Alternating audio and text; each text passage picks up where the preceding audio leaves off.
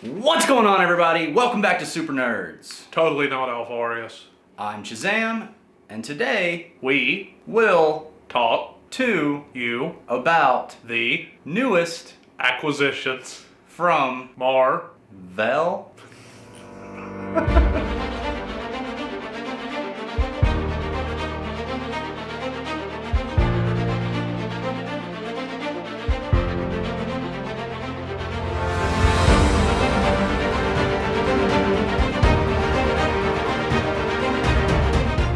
Starting things off with our fan casting, we have to take it from the top with the leader of the Fantastic Four and our least favorite person in all of comics, Reed Richards. Such a narcissistic, egotistical. My pick for Mr. Fantastic would be John Krasinski, or as you probably know him better, Jim from The Office. No, not that one. That's the right one. He's got the smugness. Very smug. He's very smug, but you can see him being intelligent, and with his haircut he's got now, he's got to put that gray streak through it and it'd be perfect. You know the man's haircut? Yeah. Not a bad pick. I think he's got that, air of pretentiousness about him. He's smug. Jim did some smug things. Very smug. When he was in The Office. All of those looks at the camera. Not bad, TNA, but my pick for Mr. Fantastic would have to be Ewan McGregor. Ooh. Obi-Wan himself. Yeah, he can sing, he can dance, he can act. Why not let him try to play just the biggest dick in all of Marvel? Yeah. Way to make me hate Ewan McGregor. Oh, well, I mean, we're gonna hate whoever's playing the role, and it's not their fault, so. This is true. He's got range. I mean, if you've seen Train Spotting, he's got range. Yeah, he was also in Dr. Sleep, the sequel to The Shining, which I haven't seen, so I can't recommend. God, I hate Reed Richards. Can we move on? Sure. Up next, Sue Storm, the unfortunate lady married to Reed Richards. Thankfully, she could turn invisible and avoid him at all costs. My choice, keeping it close to home with Office Jim, is his lovely and talented wife, Emily Blunt. Phenomenal. Yes, she was great in Edge of Tomorrow, all the way back to early indie movies like My Summer of Love. She was great. She was originally cast in talks to play the Black Widow, and something got in the way of that. Don't remember what it was. It would be good to see her solid acting. She has pretty good acting chops. Phenomenal acting chops. What was that movie her husband directed? That ASMR movie. Yes. She's got the resting bitch face and the seriousness that Sue Storm needs to have. Because she's the mom of the group. And figuratively and, literally later on. If I had my choice, they would start this movie with Sue pregnant. Yes. Yes. Yes. Just get us Franklin Richards as soon as possible, please. Yes. But for my choice for Sue Storm, I chose Jessica Chastain or Bryce Dallas Howard. I really just can't tell them apart. I really can't. But they're both phenomenal actresses. It's not a testament to that, but they look very similar. We can't tell the difference. You can't tell the difference. And the laws of fate and probability cannot tell the difference either. We still don't know which one's which, so either or. Yeah. Or both. Just switch them out, see if people notice. Yeah, just do like a Mary-Kate and Ashley with the whole thing. They're sisters in the MCU already. So. Yeah, there you go, see? Or have one of them play the invisible version. That's a much better idea. Checks in the mail. Up next, it was the heart, soul, and muscle of the Fantastic Four, The Thing, a.k.a. Ben Grimm. Now, I chose the sheriff, or police officer, from Stranger Things, David Harbour. He also played Hellboy in the remake of the Hellboy. Totally unnecessary. Completely and utterly unnecessary, but Ben Grimm is, again, heart and soul, never give up attitude, but he's hard on the outside, soft on the inside. And David Harbour can portray that very, very well, I think. You know what? I mean, I really, really like that pick. Probably a little more than mine. Mine would have been Dave Bautista, but he's Drax. Wouldn't change that for the world. So good. Absolutely love that. So instead, I went with the one, the only...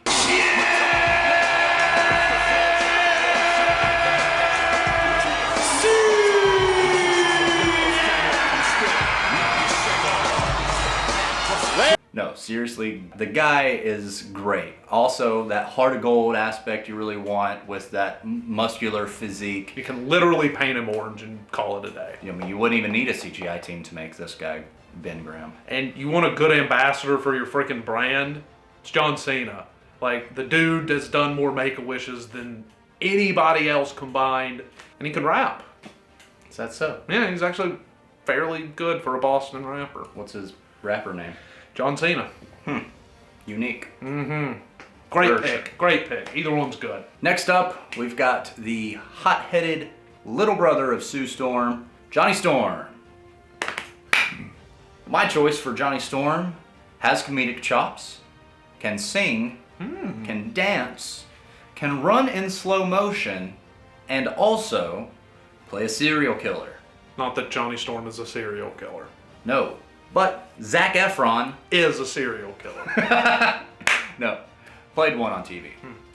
I originally thought he was just a schmaltzy teen heartthrob, and I never saw High School Musical or anything, but no, he's legitimately good. He's terrifying as Ted Bundy. He's freaking hilarious in The Neighbors. So good. I like that pick. That's a solid pick. Which brings me to mine, who my pick is I stayed with Stranger Things again because it's always on Netflix with the guy that played Steve, who had the best haircut in the entire series, Joe Keery. I don't hate that pick. You know, I mean, if you just told me his name, I'd be like, who the hell is that? Exactly. But, you know, when you say Steve from Stranger Things, I f***ing love Steve in Stranger Things. His and Dustin's bromance in season 2, God, it was like... And he just has the look on his face that he's had to deal with Reed Richards his entire life, like banging his sister. But yeah, he's young enough to be Johnny Storm. In my ideal Fantastic Four movie, Johnny Storm and Peter Parker are roommates at Empire State University. Which is where Mr. Fantastic met Ben Grimm. And Doctor Doom. But yeah, he showed his ability to act in Stranger Things. I can't really think of anything else he'd be in, but this would be a really nice breakout role for him. And finally, you can't have the Fantastic Four without a couple of awesome Fantastic Four villains. Let's go ahead and start this list off with the first villain they ever fought ever, the Mole Man. I don't think this is any contest. I scoured through millions of pages of IMDb. I watched hundreds, if not thousands of hours of American and international cinema. I learned 5 languages in order to watch movies that did not have subtitles. And I've come to the conclusion that the only actor who has the range, the gravitas, and the pure sexual charisma to play the Mole Man is Danny DeVito. No, seriously, he was so convincing on this one, I wasn't even allowed to bring one to the table. So that's it. Just Danny DeVito. If you get anybody else to play him, you're dropping the ball. Up next, the Devourer of Worlds, survivor of the Big Bang, and herald of Franklin Richards. Galactus. Now, I'm going on the assumption that they're going to have to CGI him to a certain degree. Yeah. So we're probably going to be going with a voice actor. I went off that too. Here. So I tried to think menacing voice, but a commanding voice and like a voice that just demands respect. I chose Charles Dance, who you might know as playing Tywin Lannister on Game of Thrones. When Tywin says no, it is a convincing and a hard no. If someone with Charles Dance's voice shows up to devour your world, okay, yeah, go ahead. You're my daughter! You will do as I command, and you will marry Loras Tyrell. Sure. I guess you kind of went with the old James Earl Jones voice and Vader type of thing. Yes, you know? just pure power. Would never have to be on set, because the man's much too old to do Oh yeah, any action. He probably wouldn't want anything to do with it. For my choice, I also kept it British, because how could you not? I went with Mark Strong. Ooh, I like Yeah. Mark Strong. You may know him from The Kingsman, or... He played blanking on he was Sinestro in that Ryan Reynolds joint. What? Green Lantern. What Green Lantern movie? Exactly. And he was also Benedict Cumberbatch's handler in The Imitation Game. But no, I agree. Solid pick. Got the voice. Up next, the Herald of Galactus, wielder of the power cosmic, and silverest bro in the galaxy, Chaw. Silver Surfer. You want to go first on this one or me? Well, I can go first, but I will just be rehashing what I just said. Really? Danny DeVito again? No. Aw. Mark Strong. Oh. Hear me out. I didn't have much time to write this, and so I just used him twice. And my theory on that is he is the Herald of Galactus, imbued with Galactus's power. Therefore, Mark Strong plays voice of Galactus. Mark Strong plays the Silver Surfer. That's really good. I like that. I like that a whole lot. That sounds like one of those ideas that's going to get stolen, and nobody's going to believe us that we came up with that. So, check better be in the mail.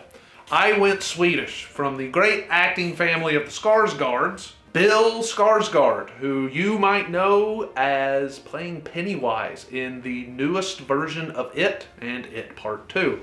The dude can clearly play a demonic clown, devil, monster, alien thing, but he's also got it in him to just zap all emotion and just be a cold and logical being. And finally, I'm gonna let this guy take it.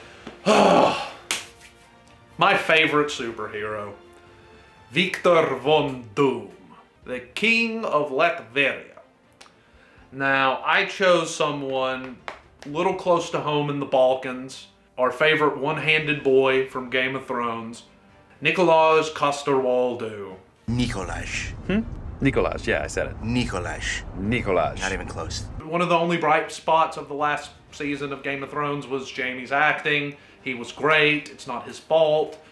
He's got the Eastern European accent, so you don't really have to fake that. That's always good. And he's about the same age as John Krasinski if you go with him, so you can have them being contemporaries. For sure. And he's handsome as shit. Doom is handsome. I could see that. I loved Jaime. Best character. Top 3 character in Game of Thrones for me. Just phenomenal character arc. And no, I mean, yeah, good looking guy, Eastern European, yeah, good choice. Snubby bulk. My choice, however, also a European, once a Numenorian, Ooh. and American in that one horse movie? Viggo Mortensen. Yeah, dude. Also, incredibly good looking. Can do the Eastern European accent. Seen it in the past. And I think he would be a perfect complement to Ewan McGregor. Again, about the same age. You could, one might be a little older than the other. And I'm going to make a bold statement here. He is as close to Daniel Day-Lewis level of just going into a character as we're going to get. Well, there you have it. That was our fan casting of the new Fantastic Four franchises. It really can't get worse than it was the first 4 times. So The bad. first one didn't even get released. It was so bad.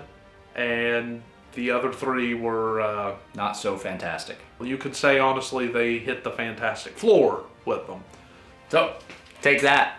Here is Totally Not Alpharius' list of the Fantastic Four cast. Here's my list of my Fantastic Four cast. Why don't you let us know in the comments below which cast you would prefer to see? Be sure to leave a like and subscribe down below. Comment future video ideas or fan castings you'd like to see us do. Be sure to join us next time where we're doing a fan casting of the new MCU X-Men. Shing! Be sure to subscribe to our channel for more nerdy content just like this. The video on his side of the screen is one YouTube recommends. The video on my side of the screen is one we recommend. And until next time, bye!